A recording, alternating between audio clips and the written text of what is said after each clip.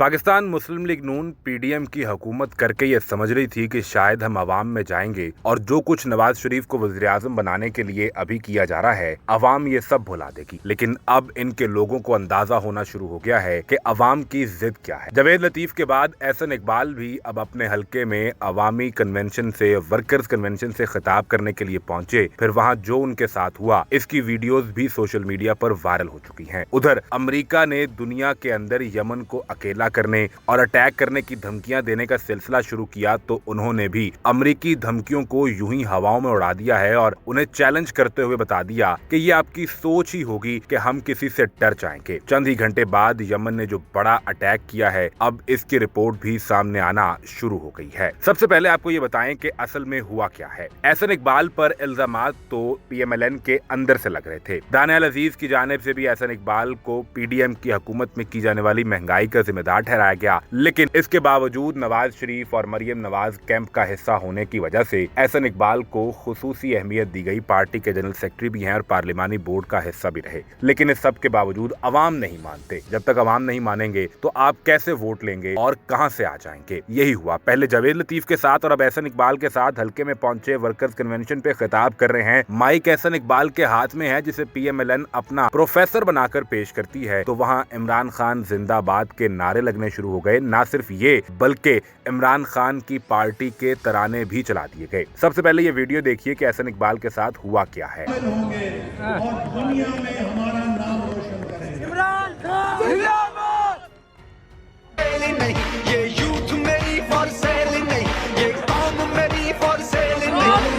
जिंदाबाद। चले गए यहाँ जिंदाबाद। फॉर सेल नहीं।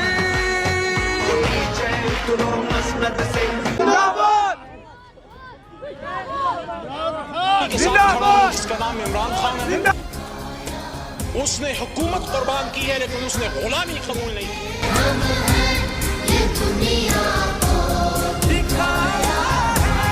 यानी आपको अंदाजा हो गया कि एहसन इकबाल की सीटी गुम हो गई। एक लफ्ज नहीं बोला गया। मुल्क के बारे में, नौजवानों के बारे में जो कुछ ये कहते रहे ये पहला मौका नहीं है। इससे पहले भी एहसन इकबाल को नौजवानों के ऐसे ही गुस्से का सामना मोटरवे के रेस्ट एरिया पर करना पड़ा था। लेकिन उस वक्त चूंकि आप इक्तदार में थे, आपने मजबूर करके लोगों को अपने घर पर माफी मंगवाने के लिए बुलवा लिया। लेकिन अब तो आपको इक्तदार के लिए इसी अवाम के पास जाकर वोट मांगना पड़ेगा और वोट तो ये अवाम देती नजर नहीं आ रही। उधर जावेद लतीफ के साथ यही हुआ था। वो शेखुपुरा में अपने हलके में थे तो वोटर ने सवाल पूछा कि आप मेरे से वोट मांगने आए हैं तो फिर पहले मेरे सवालों का जवाब दीजिए कि आपने जो कुछ किया इसकी वजह क्या थी। ये तरीके लब्बैक के बारे में भी सवाल कर रहा था और हालिया महंगाई के बारे में भी। अभी तो इनके चुनीदा रहनुमाओं ने अवाम में जाना शुरू किया है। आप अंदाजा कीजिए कि जब नवाज शरीफ, मरियम नवाज अवाम में जाएंगे उस वक्त क्या सूरत हाल होगी। 8 फरवरी से पहले ये इलेक्शन कैंपेन कैसे करेंगे। शायद यही वजह है कि पीएमएलएन अब तक डर के अपने घर के अंदर बैठी है। लेकिन डर और खौफ मानने से किसी और ने इनकार कर दिया है और वो यमनी हौसियों की जानिब से किया गया है। अमेरिकी नेवी ने धमकी दी थी कि हम यमनी हौसियों पर जमीन तंग कर देंगे और ऐसा अटैक किया जाएगा कि ये कभी सोच भी नहीं सकते।